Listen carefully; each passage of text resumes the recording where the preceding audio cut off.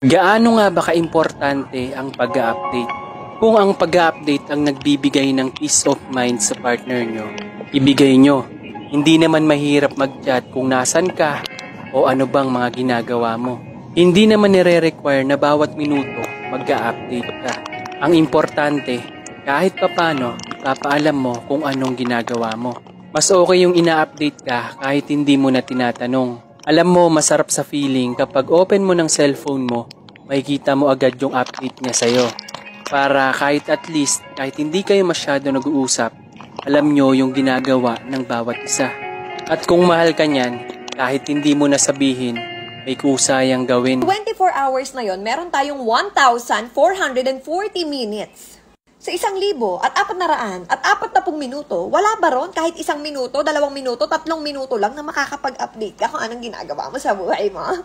Buti sana kung doktor ka, di ba? Na meron